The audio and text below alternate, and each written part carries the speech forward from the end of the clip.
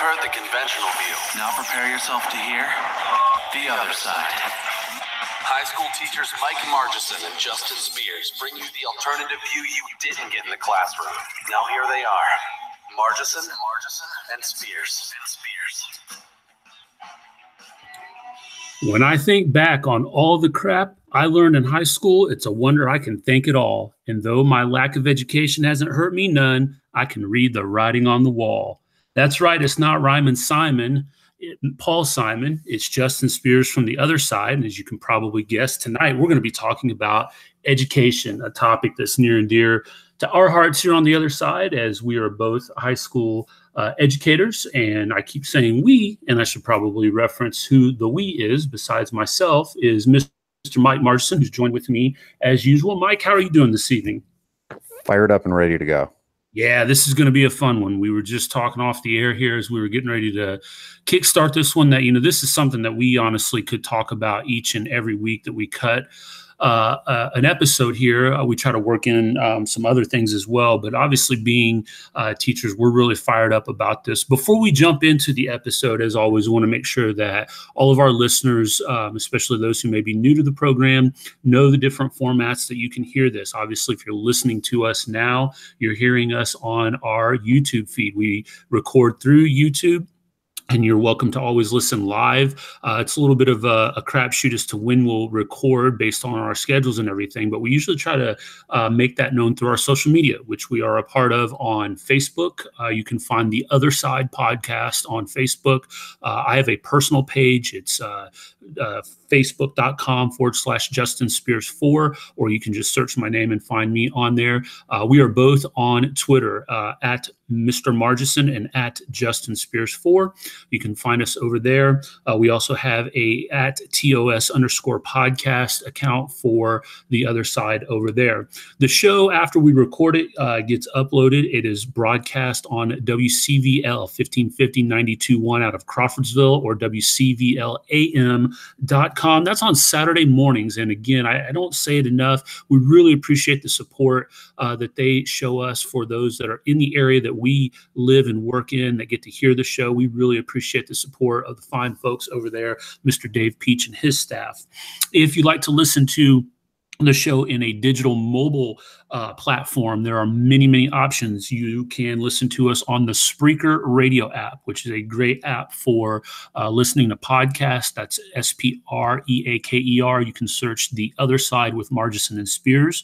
We are also on iTunes, Google Play Podcasts, and last but not least, we are a part of the Cerberus Radio Network. That is a great online radio network. There's many, many great programs and shows that you can find on their YouTube page, the Cerberus Radio Network. You've got the Wasatch Report with Suzanne Sherman. I appeared on her show Monday morning. There is the Bailey Report, Dan Bailey. You've got the Paradigm Shift with Jeff Johnson, just lots of great programming. There are other podcasts that are also hosted on the Cerberus Radio Network, such as the Shift Gold Report. You can hear the 10th Amendment Center podcast over there as well. So lots of great programming through the Cerberus Radio Network, which we're really excited to be a part of. So, we offer all of those different formats because we know that everybody has their own unique way that they like to listen to podcasts. For me, I like to download episodes on my phone through the Spreaker Radio app, and then I can listen in the car on my drive to work. I got about a half-hour drive, and it's great to be able to pop those on. I very rarely listen to the regular radio anymore in the car. I just run those through my audio system in my car, and it's a fantastic way to fill the time on my drive. So hopefully we're providing you guys with some outlets for being able to listen to, and hopefully you're digging the show. We certainly welcome feedback, comments.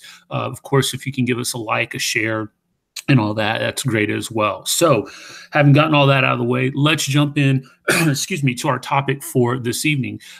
If you've listened to this show in its history. We have on many occasions talked about education, as I led off at the top of the show in saying, if you're new to this, Mike and I are both high school social studies teachers in the state of Indiana, particularly in the west central part of the state. And, we both are, I think it's fair to say, Mike, kind of, we're jaded by what we're a part of. And, we certainly see a need for reform in public school today. The spectrum of reform could be things that we could do in our classroom, all the way to a rejection of what there is right now with the compulsory education system. And there are certainly some choices that exist out there for that. So in the past, when we've talked about this, we've talked about the problems, we've talked about what's going on in schools today. Some of that's pretty plain and evident. Some of it, you have kind of inside baseball talk to see what's wrong. We've talked about solutions. We want to talk that a little bit deeper tonight. And so what I thought we'd do is kind of start off the program by having Mike lead us through. Those that listened to last week's episode, he referenced this book that he picked up and he's been reading through called Instead of Education by John Holt. And so, Mike, if you could kind of just take the listeners through what the premise of this book is here and what you gained out of it. And then we'll just kind of go back and forth here a little bit and talk a little bit about some of the issues and solutions in schools today.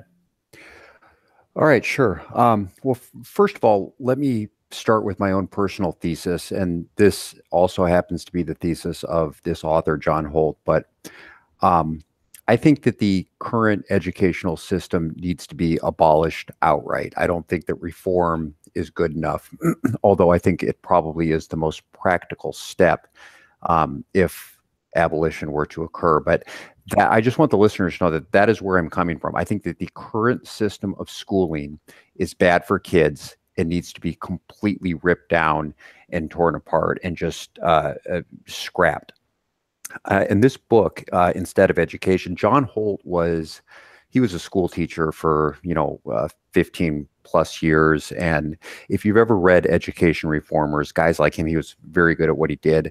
Or like John Taylor Gatto, who you and I had talked about before, he was the New York State Teacher of the Year, like the best one in the state. And he's written phenomenal books on abolishing this current system. So I don't want to call it the education system because I think that's giving it too much credit. It's not a system of education. It's a system of schooling, and education and schooling are much different. But those two are kind of in the same vein. And what I get is that people who really actually genuinely care about kids and education, I don't see how you could come to any other conclusion. I'm not saying that the people who don't think that we should abolish the school system don't actually care.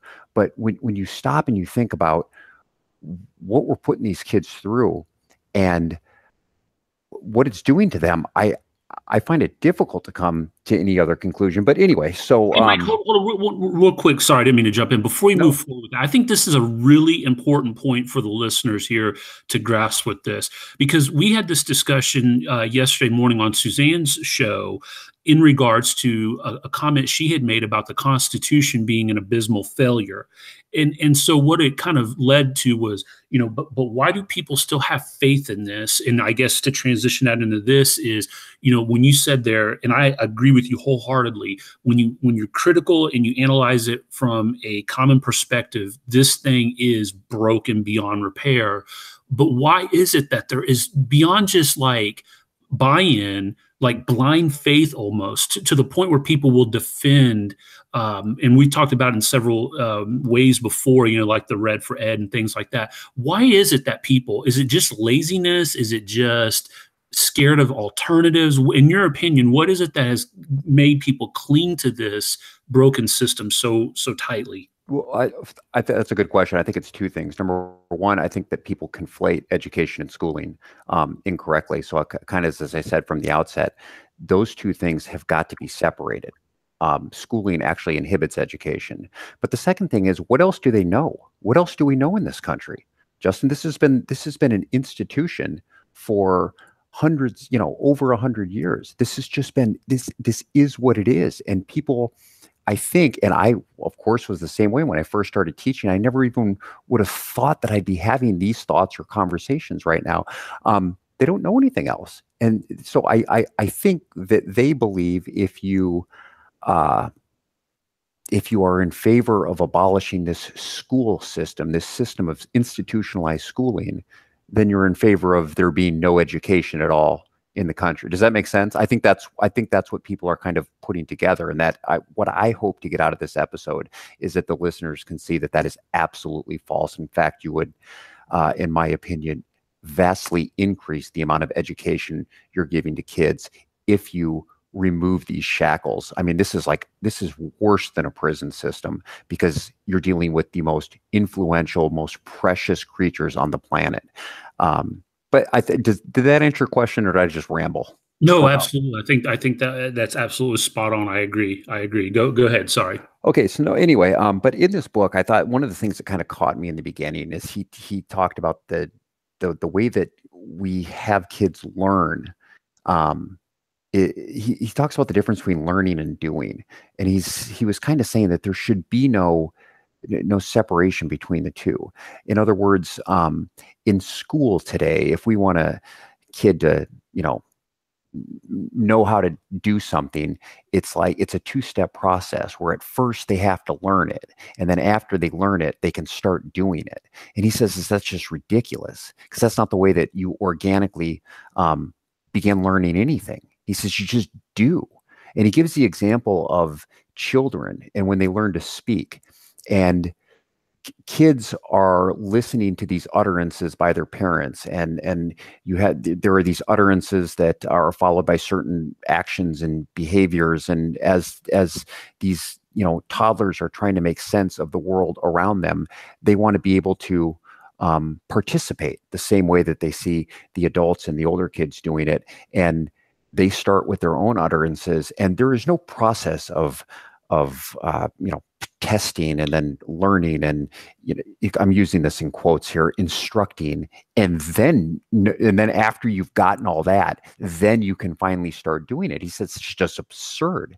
What you do is you practice and you fail, and you practice and you fail.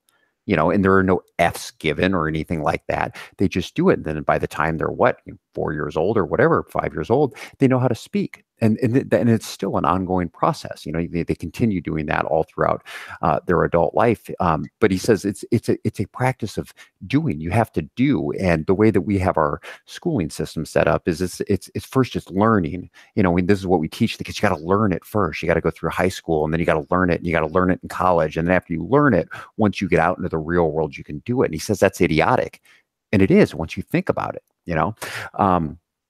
I had a swimming lesson today for the first time. My kids, they wanted to learn how to swim because we have a friend of ours who invites us over, and he has two kids who are a little bit older, and they have a swimming pool, and the kids are able to jump in. And there's these things.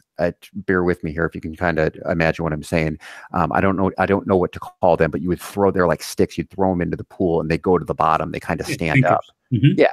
And so my friend's kids are diving into the pool and going to grab them and then coming back up and getting them. My kids wanted to be able to do this, and they asked, well, first of all, my older son he just tried, and he swallowed about a good half gallon of water. So they said they wanted to learn how to swim. This is just on their own. And so I signed them up for swimming lessons, and they went, and they loved it. Oh my gosh. For me to try and pull my older son, Tyler, out of there, it was really difficult. I mean, he was almost in tears. He wanted to go back, but, there were no tests. There were no judgments.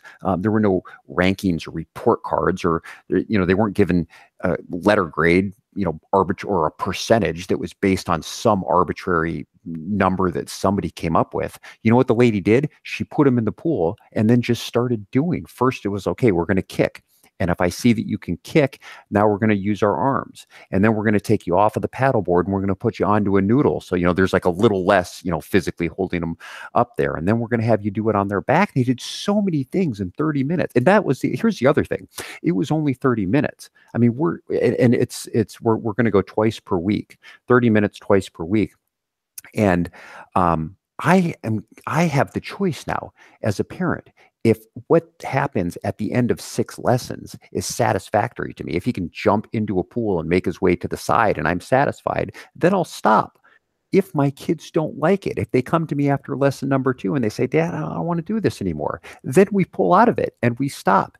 But it's completely voluntary. I mean, and they are going to learn how to swim. I can already tell because they're excited about it. But I never see this type of enthusiasm in school. But this is real learning. And what we hear from the educational establishment people is that learning cannot occur if you don't go through this schooling process. And it's just idiotic. It's insane because there is a ton of learning, but not only learning, there's enthusiasm going on. And look, we're in summer and we're not in school, and the amount of learning going on with my kids, right? They want to learn how to play baseball because one of my older son's friends is on a baseball team, and I haven't put him on a baseball team yet. So we got the tee, we got the ball, the bat, we go out there and they hit. And you know what? When they're done or when they're bored with it, they stop hitting. And they go in and they do something else. But there's no bell. I don't ring a bell and say, okay, it's time to go to bed. Well, let's learn about the mechanics of a swing and let's write down, and then I'm going to test you on it and circle the multiple choice answer. We don't do anything like that. We just go out there and I throw and he hits, and we put it on a tee, he hits. And then when we're done, we're done. And if he wants to play the next day, we play the next day. And if he doesn't want to play the next day, we don't play the next day. But they're really into animals. We have a library that's near, and we walk to the library. We've read National Geographic has some great books on, just for kids and stuff. We read books on ants. We've read books on giraffes, on whales, on wild cats, which for whatever reason they're into this, and they like watching wild cats on TV. But there is enthusiastic learning going on right now. It actually pains me to know that in about 6 weeks, I'm going to send my eldest off into kindergarten. I'm putting him into the prison institution.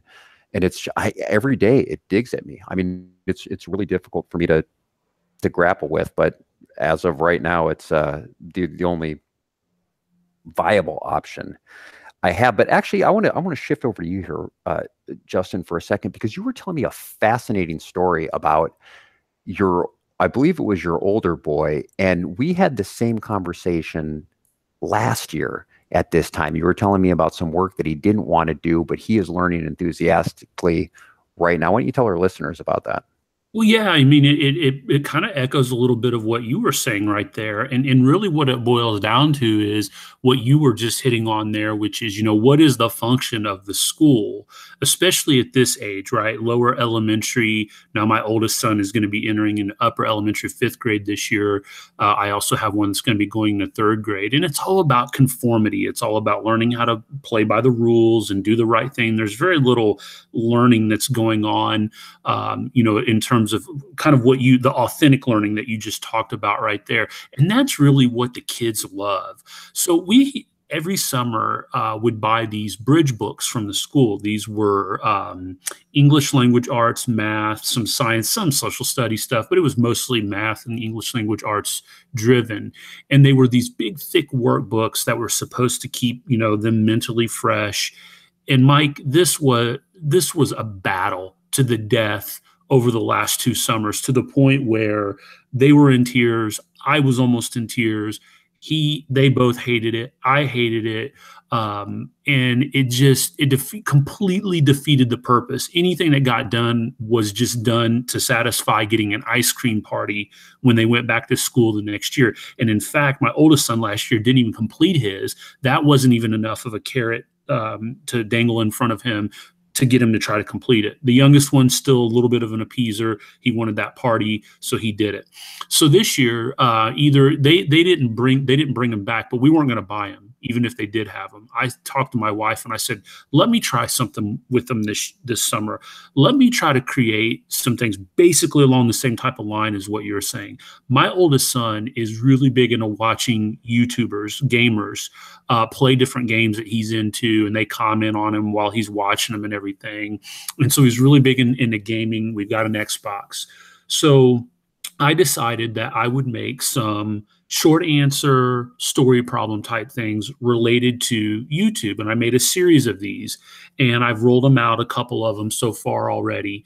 And it's actually evolved organically into, when he comes back from camp next week, we're going to start recording ourselves. Now, some might think, oh, well, you're just mimicking what he's saying. But no, we are actually going to be, I'm going to show him what it takes to produce. He's going to have to write a script. He's going to have to perform. He's going to have to do some editing. He's getting into this. And the questions that he was answering on those sheets were, basically the same thing. He was accomplishing doing the math and doing the logical thinking, but he enjoyed it. He enjoyed the content. He sat right down at the table when I put the first sheet out and I said, read through these and solve them. Boom, zipped right through them. Wanted more of them, loved it. Same thing for my youngest son, who's big into sports. I created some story problems related to some of his favorite athletes. And again, same thing, sits down, knocks them out. And it was just fascinating. We did a garage sale a couple weeks ago where they did a bake sale during the garage sale. Thankfully, no permit lady was walking by and calling the cops on them. But it was the same type of deal. After we were done, we did some, okay, here were your costs. Here was your revenue. Here was your profit. And it was very basic stuff, right? I mean, I put it into terms that they could understand, but that's what they were calculating, right? Their eyes were starting to open to, wow, we made $25, but we spent $12.50 in supplies. So we've got this much money. We split that two ways. Here's what we each take at the end of the day. And then we had conversations about budgeting. And I mean, it was just fantastic. The endless amount of learning opportunities. Now imagine if that was every day in a public education classroom where that kind of thing could occur. Instead of having these arbitrary standards, as you were mentioning, arbitrary dates, nothing infuriates me more when I hear these stories of kids who failed Algebra 1 and they're in Algebra 2. Now, what sense anywhere does that make to do that? Or as you were kind of talking about, my boys both take swimming lessons. They do this thing, chicken, airplane, soldier, to kind of put them on their back and kind of learn how to, get the parts moving in the right way to go. What good would it do for the lady that does swim lessons to say, okay, here's chicken, airplane, soldier one day. Okay, you got that. We cross that off the list. We address that standard. Now we're going to do freestyle swimming. They haven't accomplished knowing how to do chicken, airplane, soldier. Why would you go into the next thing knowing that you're going to set them up for failure? Right. And that's the same thing we do all the time. Well, first of all, let's call them a fail. I mean, like this. So here's what we do in our system currently. We call them a failure first. Like you didn't do it in the way that we thought that you should do it, or you didn't achieve the 60%, wherever that number came from. 60% of what? Of what? What problems? Some problems that Pearson drew up, and then we say, okay, and because of this, you are a failure. And it's sick. It's like psychopathic behavior.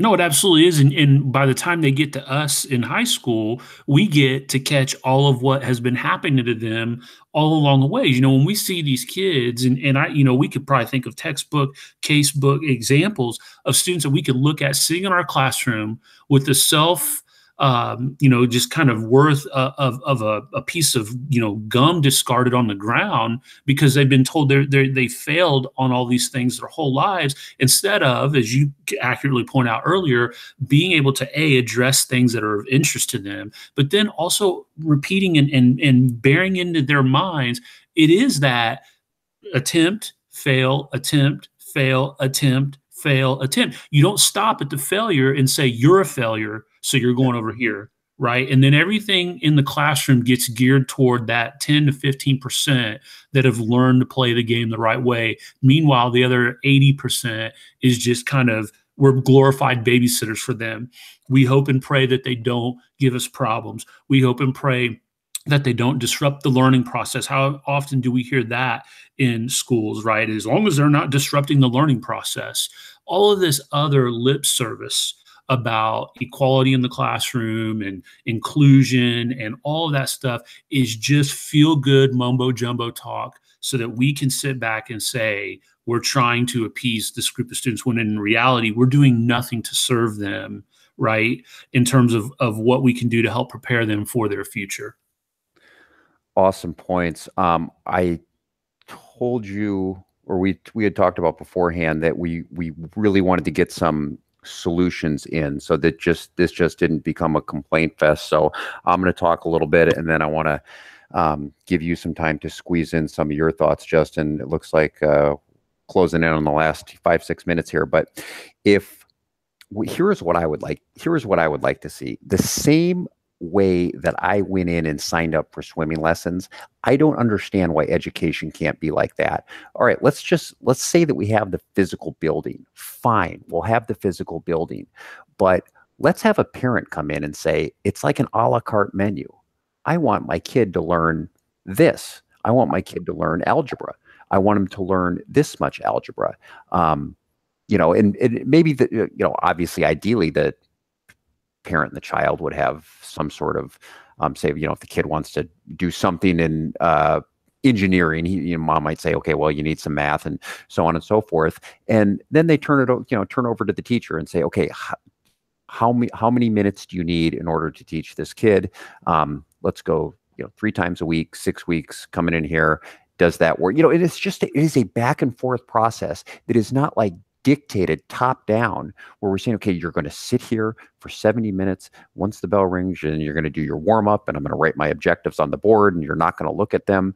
And, then I'm going to give you a worksheet, and then I'm going to stand up here over and it's just, and then you're going to come back, and you will either be considered a failure or a great student with, an A+. It would be this actual process of learning. And if you went through the first 6 weeks and you learn a satisfactory amount of algebra, you wouldn't do any more.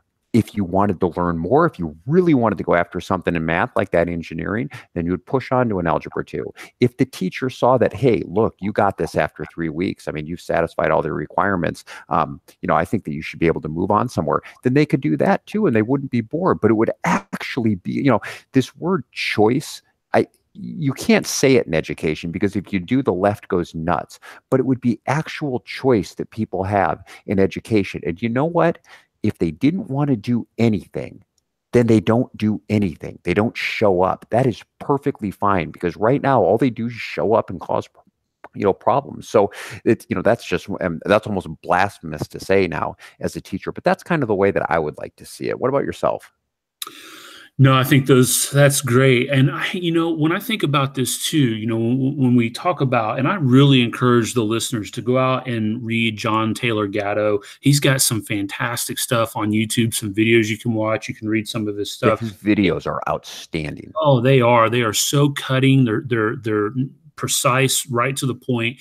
And he talks a lot about the 6 foundations, the 6 purposes of school as laid out by the guy, I believe they made the honorary chair of the Harvard School of Education. I think the guy's name is Ingalls, Inglis. It's pronounced Ingalls. And he talks about the 6 purposes of school. So much of it is all about conformity.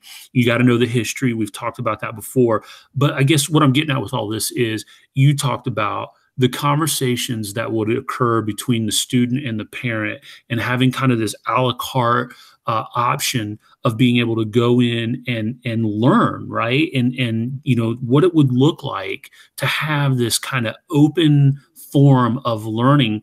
The thing that we are so, at least I feel, constrained by today as an educator are these state standards, and then the evaluation system. It handcuffs us. I see people just sweat bullets. What is my evaluator going to say about this and that? And it's the dog and pony show when they come in, and it's all a farce. Ladies and gentlemen, it's all a farce. We need to set up authentic learning environments in our schools where kids are studying the classics. They're not meeting some arbitrary standard. They're not doing worksheets. They're studying, and they're thinking critically. And you know what? When they're done, they move on. And if they want to study more, then you offer more. If they decide, hey, I don't really like this, it's not for me, I would rather be in a science classroom learning more about, as you said, engineering principles or something like that, then great, that's there. The Sudbury model that we talked about in one of our previous episodes is a great one to research and look at. I think that is the closest thing that I've seen. I know there's a lot of discussion about these charter schools and, like you said, choice. That's not what we're talking about here. This is redefining what the actual school day looks like, what the school looks like. Instead of turning schools into glorified babysitting as they have been turned into, let's start to think about, what does this look like to best serve, as you accurately pointed out, the most precious, tender generation, those that we're raising to become leaders in our world for the generations to come. All of the dumbing down and everything that you see, it's all a product of what we offer year in and year out in our schools. So yeah, I think those types of solutions are vitally, vitally needed across America, not just peppered in and sprinkled in. It's got to take somebody to catch fire to a group of people, someone to step up and say, this is what we need to start doing to redefine what schooling looks like in America. So that's going to wrap it up for our radio audience, those listening on 1550 92.1 WCVL, WCVLAM.com. We appreciate you joining us this Saturday morning. For those of you that are listening live or listening on replay on the podcast apps, we will continue our discussion here in just a moment. Justin, I'm really glad that you pointed out there at the end that this isn't about charter schools. You know, yeah. Like, don't you think that becomes like the knee-jerk answer Sure. for the institutionalists is that, oh, you just want charter school? No. We don't want more of the same. A charter school is more of the same. A private school is more of the same. A parochial school is more of the same, although it's got a little bit more flexibility. That's not what we're talking about. We're talking about dismantling the current institution. I mean, it's completely different. And usually what you'll hear is something like, oh, vouchers don't work because the test scores at the charter schools are the same as the test scores at the public schools. You don't get it. We don't want the tests. We don't want the test scores. They're meaningless and stupid. We're trying to abolish that. Yeah, absolutely. And I kind of wanted to go back here a little bit because, I think it's so important for people to understand. We mentioned this earlier in the program about, when you had started to lay out instead of education and kind of the principle behind what Holt was writing in his book, it's really vitally important.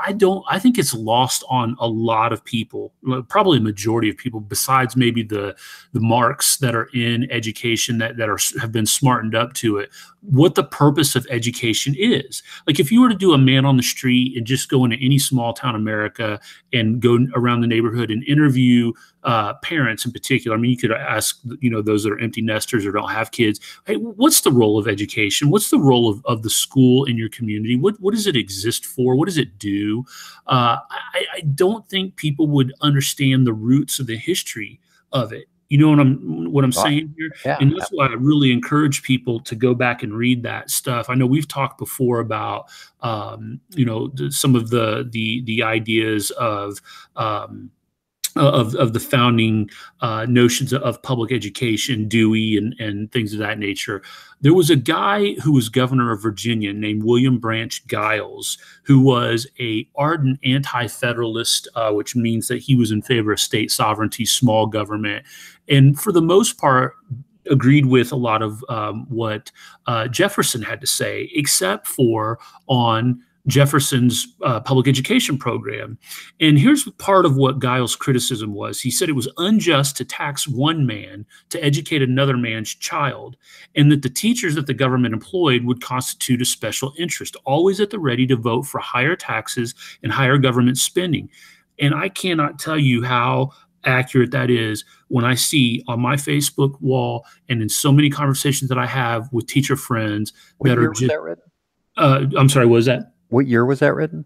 I believe this was in the early 1800s. Holy cow, that could have been written yesterday. Oh, absolutely. Right. I mean, yeah, if you didn't know, you would think that this was something that, yeah, absolutely could have been written just now.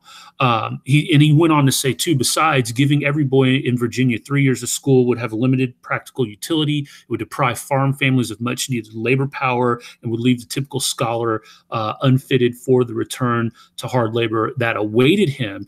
And again, I think that's another way of saying, look at the shift in how we treat the labor force today, right? Everything is white collar driven, right? Oh, what do you mean you want to be a mechanic? What do you mean you want to go out and sweat and work in the heat? You loser. You must not be smart enough to sit and read the classics and be able to go off to college and be smartened up by, you know what I'm saying? And I think that's so vitally important.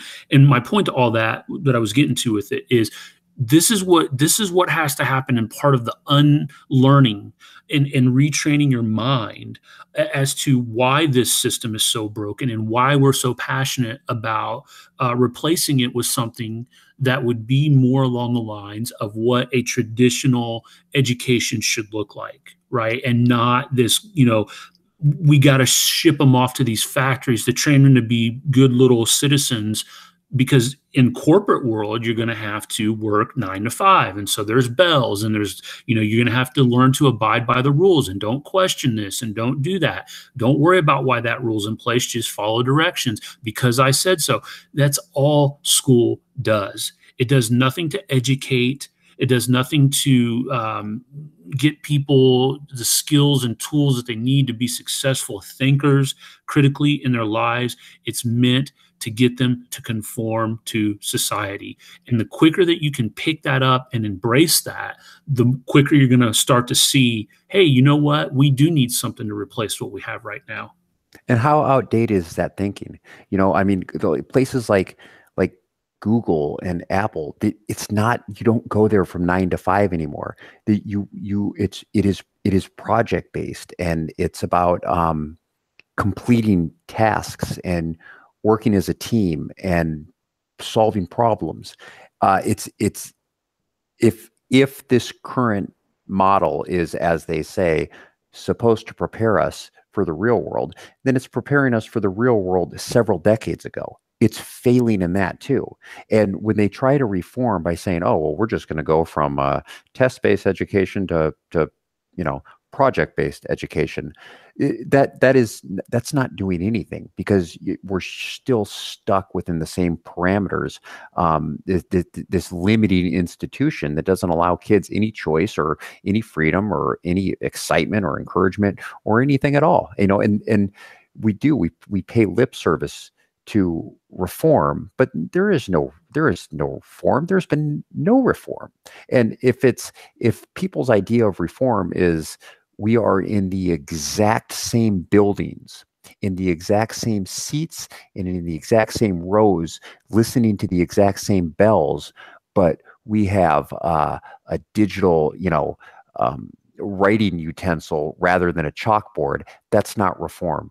That is doing the exact same thing 60 years later. And really, that's what I see, Amen. Absolutely. And you know what? This has larger implications too, folks, because when you sit back and analyze where we are economically, where we are politically, where we are socially, and how we treat one another, it's all a product of what we've gotten over the last, 150 to 200 years of this public education system. People don't want to critically think about the solutions to our problems. They want somebody else to solve it for them. And they may not even know what those solutions are. Those man on the street interviews are kind of, kind of passe at this point. I think they've kind of run their course, but there is some, grain of truth in there about when you go out and you ask people, who is the president of the United States? Who is the vice president? Who's third in line? What does the Constitution say about this? Who is your local county commissioner? These kind of things that 200 years ago, people would have been able to rattle off the top of their head. And not only that, they probably would have known those people. They probably would have been holding them accountable to what they were doing. And you know what? People had skin in the game. They cared. It was beyond more than just, hey, is Olive Garden going to have free salad and breadsticks, or who's going to win America's Got Talent, or, whatever the soup du jour is.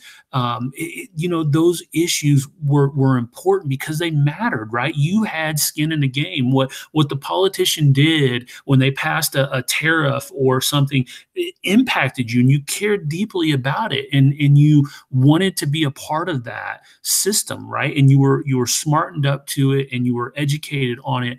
Whereas today, we just want to pass the buck off to somebody else. I just got home from working a double. I just want to sit down and eat McDonald's and watch TV. I want to veg out. And listen, current company is guilty of this. I've got times where I am naive to what's going on in my life because I am spent from all the other things that I've got going on. That's not an excuse. That's not an excuse. And again, I think that we can point a lot to the current education system as creating a lot of that problem. It's interesting. I was actually thinking about this when I was preparing for the show. If there was an a la carte menu that teachers had, I I don't know if this actually works in my favor or against it, but I think if I had my way, I'd be putting myself out of a job. I think. Oh yeah, Although, yeah. although I think I'm a fairly decent as a teacher, I think I'd be able to compete with the other. Well, I'm not super passionate about world geography. Um, a little bit more so about human geography, but I am about economics and I really enjoy teaching it. So I do think I'd be able to compete. So if there was a small percentage of the teenage population that actually wanted to learn economics in the state of Indiana, I think I'd be able. But realistically, how many of them would be saying, "Well, I want to go after that social studies, you know, curriculum." That seems to me like something where they say, I can give my kid a history book and he can learn it at home. And you know what? I'm 100% okay with that, because that's what it should be. Sure, and you know what too? I think because I've thought a lot about this as well too. I think it's hard too because in my mind, being an educator, being a teacher, I've got that worldview. I've got that construct of here's what learning looks like and here's what teaching looks like. So what if being a history, economics, government, social studies teacher in the framework of what we're referring to means that you hold a book club, at the local library and you give out a classic and you actually are able to study it for the classic that it is, and you don't have to worry about adhering to certain standards, or you study, the Civil War, and you actually don't have to try to rush through it because you've got to get through U.S. History 1, because when you come back for U.S. History 2, you've got to fast forward to Reconstruction. Or if you want to spend more time on World War II and not have to, gloss over it because you got to get up through the 90s, that you can do that.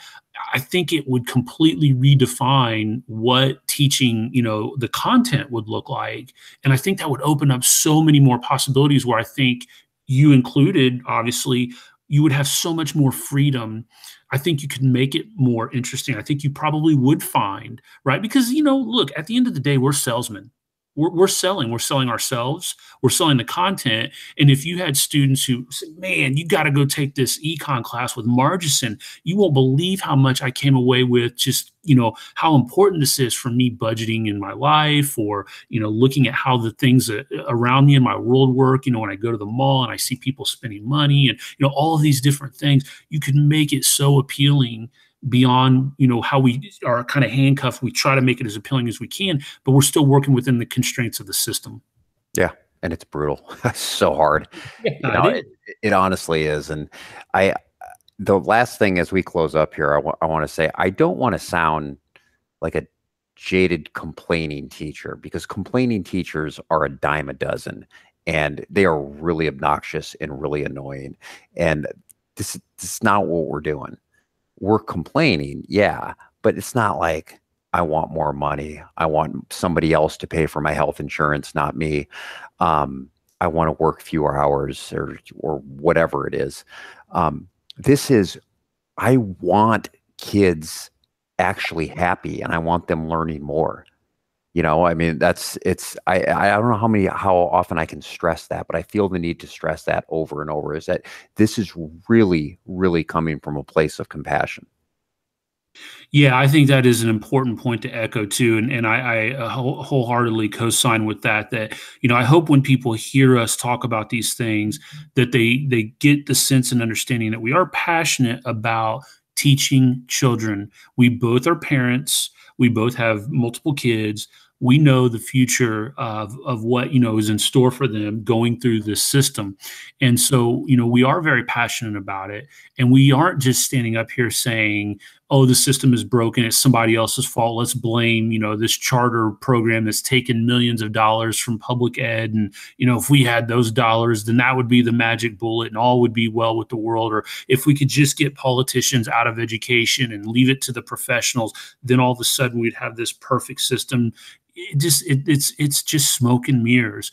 And so we hope, at least, and I think I could say this for you too, Mike, that people would wake up to what's going on in education today and start to really think about putting pressure, whether it be at the local level, state level, whatever that might be, to try to find ways to change, to withdraw consent from this system. And again, I think you're absolutely right. It comes out of a place of compassion. You know, contrary, as we've said before, the government doesn't have to provide it in order for it to exist. If we abolished it and we got the government out of it and we made it, you know, got rid of the compulsory, and it's not like people would just all of a sudden stop learning. They're not really learning that much right now, as Oh it my is. gosh. You I was reminded of a study, and so I just went back. This is about an hour before we came on here. And this was last fall. So I remember this happening. It was so about 9 months ago. Project Baltimore was a study that was done by this research group. I can't remember what it was. And they found that in a given box in the geographic Baltimore area, there were 13 schools where not a single kid was grade level proficient in mathematics. 13 schools where not a single kid was grade level proficient in mathematics. Now, if that's not an indictment of the system, I don't know what else is. It's not working. And I get that okay, that's just one example, but holy cow, I could give you tons of examples if you just look up some of the most, I'll say, challenged school districts, you know, the failing school districts, the ones doing the worst. They're the biggest ones affecting the most amount of kids. I mean, you're talking about Los Angeles Unified. You're talking about New York City public schools, Chicago public schools.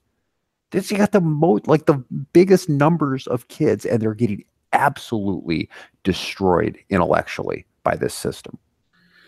Yeah, it is. It's disheartening to think about. But you know what? As I was talking to somebody the other day, I said, because I had made a comment about, you know, schooling, and, you know, I said, but, you know, I'm a part of it because I want to try to create change. You know, I can do what I can do in my little fiefdom, in my household, in my classroom. You know, we try to continually look for ways to be innovative. And, you know, we know that we can't just blow the system up by ourselves. And we also know that there are others out there that feel the way we do. You know, again, I don't know what the magic solution is going to be, but we're going to continue to persevere. We're going to continue to try to do what we can to bring this idea to the forefront in the minds of the people, and to hopefully help educate the kids that come into our lives, into our classrooms each and every day. So we hope that you've appreciated this talk. And as I said, we always welcome feedback from the listeners. So if there's anything that you've heard that you agree, disagree with, please feel free to reach out to us through our social media outlets. Again, we're on Facebook, we're on Twitter. You can search The Other Side Podcast on both of those platforms and find information on the show. You can reach us through our Google Gmail, Margison and Spears, all one word, at gmail.com. Again, we really appreciate the support we get from our listeners. I know we've got numbers through all the different outlets that we have. Again, feel free to share the show and let others know about it. That would be the greatest compliment that we could get. So again, thanks for tuning in to this episode of The Other Side, and we'll catch you next week.